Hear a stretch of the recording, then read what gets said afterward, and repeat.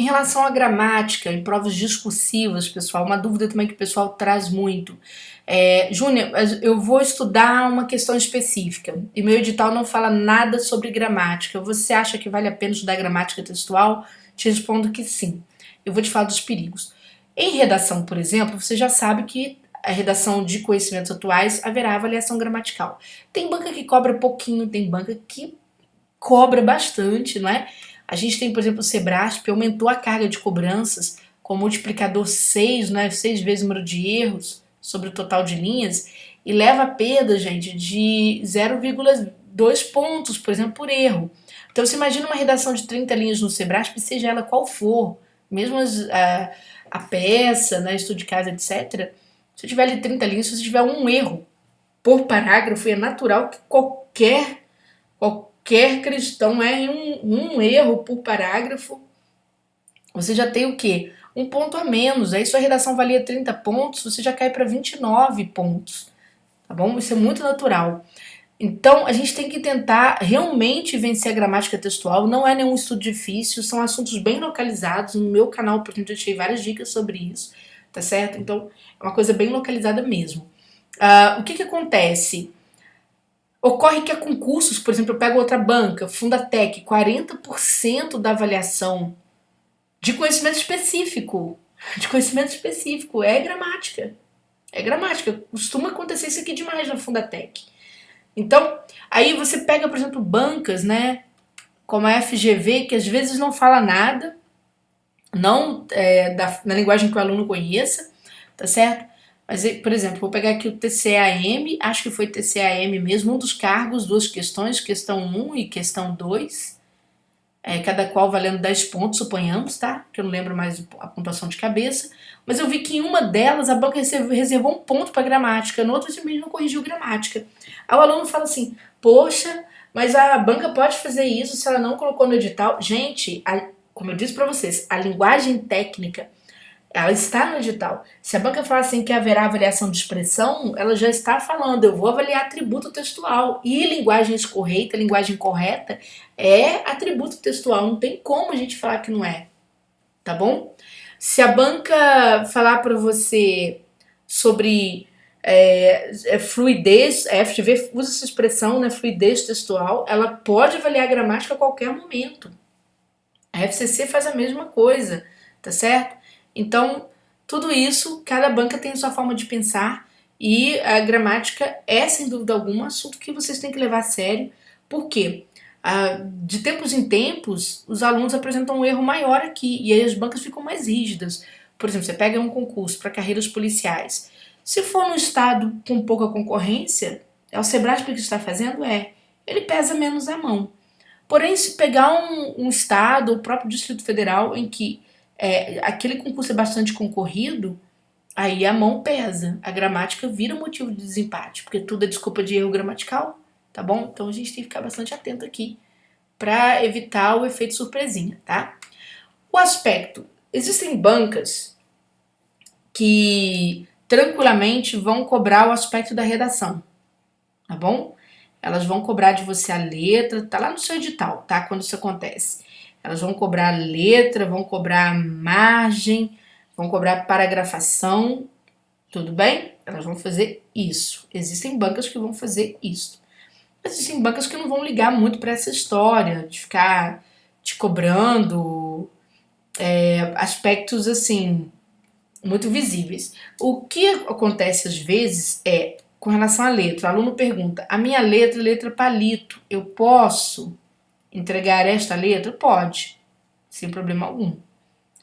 Ah, Júnia, a minha letra, eu misturo letra cursiva com letra de forma.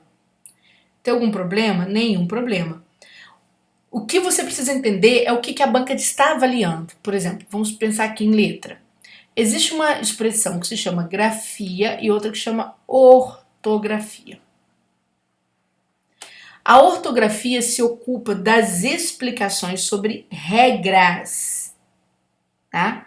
Sobre regras de avaliar de composição de palavras. Então ela vai observar as regras de composição de palavras. Que regras de composição, professora? Se uma palavra é com X ou SC, se uma palavra é com L ou com U, então isso é ortografia. Se tem acento, se não tem, isso é ortografia. A grafia se ocupa da ortografia e do desenho dos grafemas. Então, por exemplo, se você pega a letra T no português, ou ela é grafada assim, ou é grafada assim, né? Ou é grafada assim, tá certo? São exatamente as formas de grafia da letra T. É o sistema gráfico dessa letra, o sistema de grafemas dela. Mas assim, já é invenção sua. E naturalmente, quando você faz esse desenho de letra, costuma o examinador vir para cima de você. Ah, vai escrever. Vou escrever Júnia. Pronto. Acentuei bonitinho, mas não coloca pingo no i, gente. O sistema gráfico do i, né, o i minúsculo, tem lá o pingo no i. Então você tem que tomar cuidado com o seu sistema de grafemas, certo? Porque senão a banca se aproveita, tá? Para poder tirar pontos aí, pontos que são importantes. Tranquilo? Então, muito cuidado, porque às vezes você nem sabe o que foi que te reprovou. E sabendo agora o que te reprovou, não é? Você começa a ficar um pouco mais esperto com essa questão, tá? Margem. Existem bancas que dão a pauta, tem lá a pauta para você e tem a margem bem fechadinha, que é para você não extrapolar a margem. Existem bancas que não dão margem fechada. Por exemplo, o Sebrasp dá margem fechada, a FCC, não é? A margem é bem circulada. Mas a FGV não. Ela simplesmente dá lá as pautas e você que trate um jeito de organizar seu texto sem extrapolar muito. Embora ela não fale, não fique preocupada em tirar nota por falta de margem, igual a VUNESP também não fica, mas o importante é que você respeite o espaçamento quando ela existe, tá bom? Não ultrapassando muito o espaço da margem. Esse aluno que faz isso aqui, ó. Isso mexe com o aspecto da discursiva e às vezes a banca vai tirar pontos porque realmente pertence ao assunto do seu concurso público. Às vezes não, tá? Então depende, isso geralmente vem no edital especificando. Parágrafo. Cada banca tem uma exigência sobre parágrafo. Né? Por exemplo, se você pegar o Sebrasp no momento, tá, gente? Porque isso muda de tempos em tempos, muda de examinador, corretor e tal. Então, por exemplo, o Sebrasp é um parágrafo por item. Te deu um item, 3 itens, então, portanto, 3 parágrafos. Né? Isso vem desde 2018. Mas, por exemplo, a FGV permite que este parágrafo 3 está muito extenso. Ela te permite construir um segundo parágrafo 3 para você dividir melhor o assunto. Isso é FGV.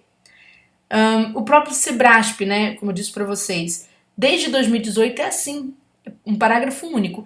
E às vezes o aluno fala assim, por exemplo, vou pegar a prova do TCE Minas, foi uma prova de conhecimento específico, uma questão de conhecimento específico um pouco extensa, 50 linhas, salvo engano.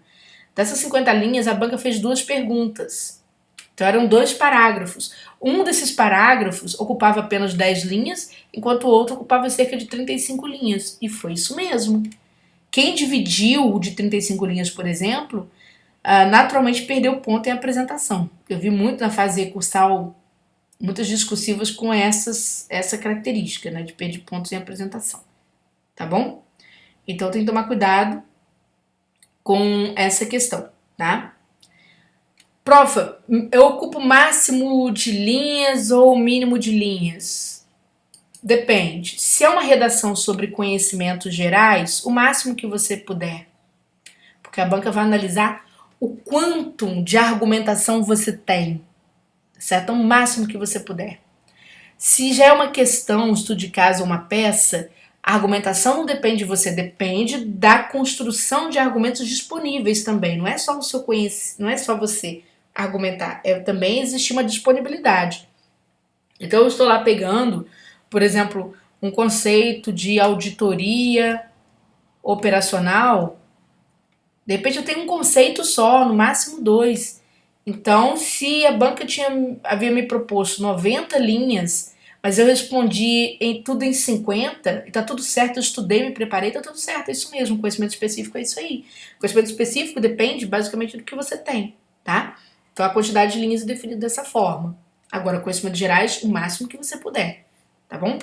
E rasura, profa? Rasura não é? Errou um risco sem parentização, por favor. Escreva o correto ao lado. Precisei riscar um parágrafo inteiro, sem problema nenhum. É só riscar e reescrever novamente. O que é rasura? Ficar forçando letra. Às vezes o aluno fica ali, ó, forçando letra, porque ele fica com preguiça, não é? Isso aqui tira ponto, tá? Dependendo do concurso, tira ponto. Rabisco, tira ponto. Ah, e no coube eu precisei fazer aquele sobrescrito, né? Preciso colocar uma preposição aqui. A maior parte das bancas desconsidera isso aqui. Para elas você já perdeu, tá bom? Então toma muito cuidado que para elas você já perdeu, tá? Então é isso, povo. Próximo vídeo nós vamos falar sobre o restante, certo? Sobre o restante dos assuntos aqui que interessam para quem vai fazer prova de discursiva para concurso público.